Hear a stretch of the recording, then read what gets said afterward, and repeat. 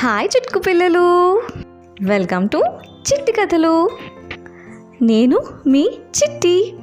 ఈరోజు మనం వినబోయే కథ ఏంటంటే, అనగనగా ఒక అడవి. ఆ అడవిలో ఒక పెద్ద బ్యానియన్ ట్రీ.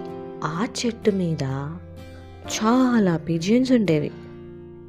ఆ పిజియన్స్ అన్నిటికీ ఇంకొక పిజియన్ లీడర్గా ఉండేది. ఎప్పుడైతే ఆ పిజియన్ అని సౌండ్ చేస్తుందో అప్పుడు మిగతా పిజియన్స్ అన్నీ వాటి నెస్ట్స్ నుండి బయటికి వచ్చేవి. ఆ పిజియన్స్ బయటికి రాగానే లీడర్ పిజియన్ ఫుడ్ కోసమని ఎగిరిపోయేది.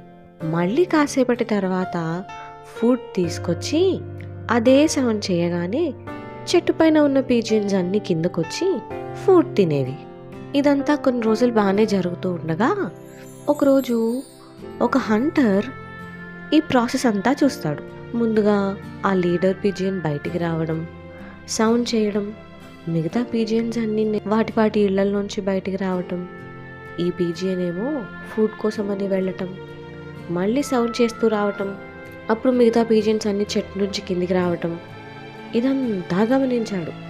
ఓహో, ఈ పిజియన్స్ అన్నీ కిందకి రావాలంటే సిగ్నల్ ఇవ్వాలన్నమాట, అర్థమైంది అనుకొని ఆ హంటర్ కూడా ఆ లీడర్ పిజియన్ ఉంది కదా, అది ఎలా అయితే సౌండ్ చేసేదో ఆ సౌండ్ని రోజు ప్రాక్టీస్ చేసేవాడు.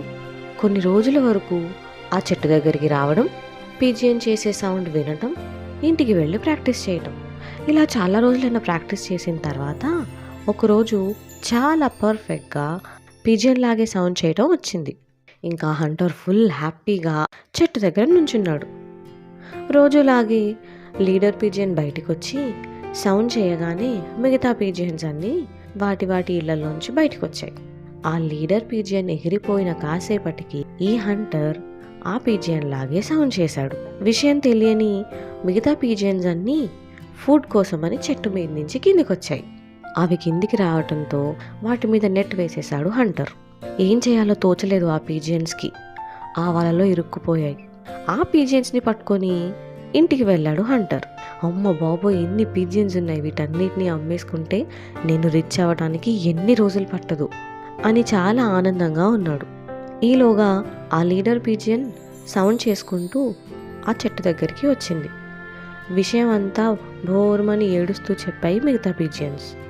అప్పుడు ఆ లీడర్ పిజియన్, సరే ఒక పని చేయండి, ఇంకొకసారి ఆ హంటర్ అలాగే వస్తే వల మీ మీద పడగానే పానిక్ అవ్వకండి, అలర్ట్గా ఉండండి.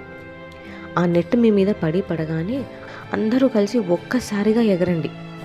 కొంచెం దూరం వెళ్ళిన తర్వాత ఆ నెట్ని వదిలించుకోండి అని చెప్పి రోజులాగే ఫుడ్ తేవటానికి వెళ్ళింది. మిగతా పిజియన్స్ అన్నీ సరే అన్నాయి. ఆ నెక్స్ట్ డే హంటర్ మళ్ళీ వచ్చాడు. సేమ్ ట్రిక్ మళ్ళీ ఫాలో అయ్యాడు. కానీ ఈసారి పిజియన్స్ ఆ వలలో ఇరుక్కోలేదు. హంటర్ వల వేయగానే పిజియన్స్ అన్నీ గెట్ సెట్ ఫ్లై అని అనుకొని అక్కడి నుంచి నెట్తో సహా ఎగిరిపోయాయి. ఇదంతా చూసి ఆశ్చర్యపోయాడా హంటర్. ఇంటికి వెళ్ళి వాళ్ళ వైఫ్తో విషయం చెప్పగానే పిజియన్స్ అన్నిటికీ వాళ్ళ లీడర్ కాదు అని అర్థమైంది. ఇంకా వాటిని నువ్వు పట్టుకోలేవు, వాటిని నువ్వు పట్టుకోవాలంటే వాటి మధ్యన గొడవ పెట్టాలి అని చెప్పింది ఆ వైఫ్. నిజమే అనుకున్న హంటర్ నెక్స్ట్ డే నెట్తో పాటు కొంత ఫుడ్ కూడా తీసుకెళ్లాడు పిజియన్స్ కోసం. హంటర్ సౌండ్ చేయగానే పిజియన్స్ అన్నీ కిందకు దిగాయి. ఈసారి నెట్ కంటే ముందు ఫుడ్ గ్రెయిన్స్ వేశాడు హంటర్. ఆ పిజియన్స్ అన్నీ ఇది నాది, ఇది నాదంటే నాది, నాది అది నాది, నువ్వు నా దగ్గరికి ఎందుకు వచ్చావు అంటూ ఫుడ్ కోసం గొడవ పడ్డాయి. వినండి, ఇది అంతా ఒక ట్రాప్, మనం ఇప్పుడు ఎగరాలి, రెడీగా ఉండండి అని ఒక చిట్టి పిజియన్ చెప్పినా, ఎలహే నీకేం తెలీదు, నువ్వు మూసుకొని తిను లేదా పక్కకు తప్పుకో అంటూ ఆ పిజియన్ని కసిరాయి మిగతా పిజియన్స్. ఇక్కడివి ఫుడ్ కోసం గొడవ పడుతూ ఉన్నాయా, ఈలోగా హంటర్ వాటి మీద వల వేశాడు. వల వేసిన తర్వాత కూడా ఆ చిట్టి పిజియన్ ఇప్పటికైనా మించిపోయింది ఏం లేదు, పదండి గెట్ సెట్ ఫ్లై అని అంటున్నా వినిపించుకునే పరిస్థితుల్లో మిగతా పిజియన్స్ లేవు. ఎలాగో అలాగా మెల్లగా ఆ చిట్టి పిజియన్ బయటపడింది. కానీ మిగతా పిజియన్స్ ఇరుక్కుపోయాయి. ఈ స్టోరీని బట్టి మనకు అర్థమైంది ఏంటి, మనం మన ఫ్రెండ్స్తో ఎప్పుడూ కలిసే ఉండాలి, గొడవలు పడకూడదు. మనలో మనం కొట్టుకోవటం వల్ల ఏమీ లాభం లేదు. అది వేరే వాడికి ప్రయోజనం అవ్వటం తప్ప. అర్థమైందా? ఇది ఇవాల్టి చిట్టి కథ. మరో మంచి కథతో మళ్ళీ కలుద్దాం.